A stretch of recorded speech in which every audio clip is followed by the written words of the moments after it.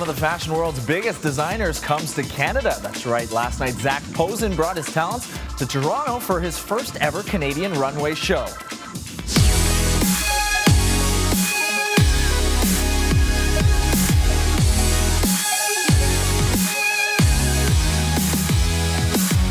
The 33-year-old fashion mogul marked his arrival north of the border with a dazzling showcase of his work, featuring his fall 2014 collection, 39 strikingly elegant looks. Being able to create these pieces from my imagination and then, really build it, that really makes it all worth it. Canada's own superstar supermodel Coco Rocha walked the runway.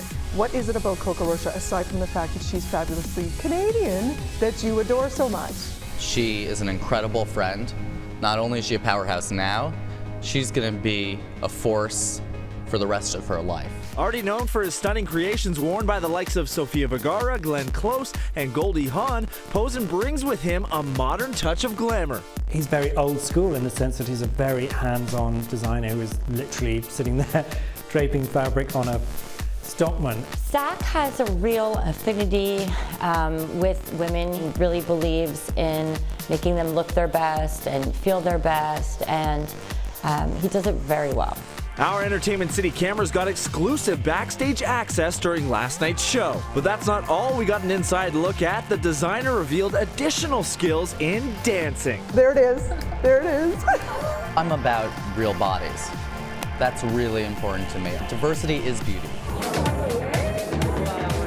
Posen was brought here by Canadian philanthropist Susan Rogers for her annual fundraising gala, which raised $750,000 for children's charities. Susan Rogers always puts on a show-stopping event. Following last night's runway show was an exclusive dinner for the who's who of Canadian fashion. It was co-hosted by BT Toronto's Dina Pugliese and Chatelain's West Coast contributor Susie Wall. The glamorous affair wasn't the last we'll be seeing of Zac Posen. City is shooting a documentary with the designer extraordinaire that will be airing in the fall. Doing sort of a feature documentary was a big leap of faith of mine. As public as I've been, I've actually never really let camera crews document my collection process and the building of it. Fashion is a journey. You have to have sort of a different course for it to be genuine and to actually be expressive. Now, it's been a crazy couple months for late night TV, and now we have another late night shakeup. This time it's Craig Ferguson saying farewell after 10 years as the host of The Late Late Show. At the end of this year, I will be stepping down as the host of this show. Thanks, everybody. That was quite convincing.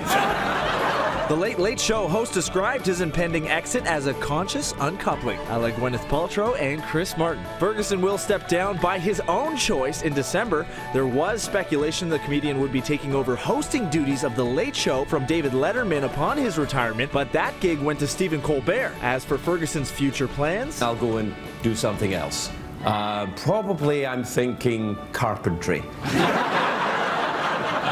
This character that we created was coming to life right in front of us. a heavy metal icon brings his story of sex, drugs, and rock and roll to the Hot Docs Canadian International Documentary Film Festival. Some of the footage is stuff I've never seen before. Alice Cooper hit the red carpet at the Scotiabank Theatre last night for the Toronto premiere of his big screen biography, Super Duper Alice Cooper. The film follows Cooper and his band's rise as they brought their shock rock to the 70s. Alice Cooper, he's still got it, but we want to know what you think. Who do you think is going to replace Craig Ferguson on The Late Late Show? All you got to do is tweet us at NCity.